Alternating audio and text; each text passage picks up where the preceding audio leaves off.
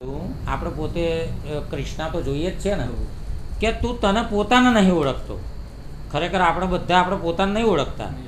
જ્યાં સુધી તું તારી પોતાને નહીં ઓળખતો તો તું મને ઓળખવાની તો વાત જ છોડી દે. પહેલાં તું તારી જાતને ઓળખ, તને ઓળખ, તું કોણ છું. અને તું જે દાડ એ દાડ પોતાને ઓળખી જઈશ ને એ દાડ હું તારાથી સહેજે દૂર જ નહીં. કેમ કે તારી અંદર જ હું છું. પણ આપણે ક્યાં ગોતીએ છીએ? બહાર લઠ્ઠા ત્યાં પડી ગયા છે, મંદિરમાં, મસ્જિદમાં ચો ગોત્ય છે. પણ જે આ બોલે છે એ કોણ છે?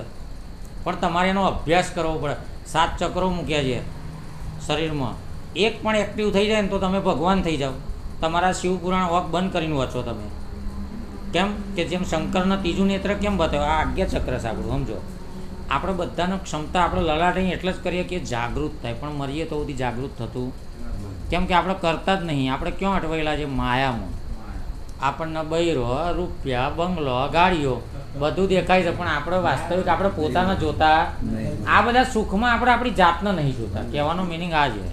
અને જ્યાં સુધી આપણે આપણી જાતને નહીં ઓળખીએ ત્યાં સુધી તો આપણે જીવનમાં કોઈને કશું ઓળખી શકવાના નહીં. લેવડો દાદા ચાલુ કરો. તે આપણે બહુ ખેંચીને આપ્યું.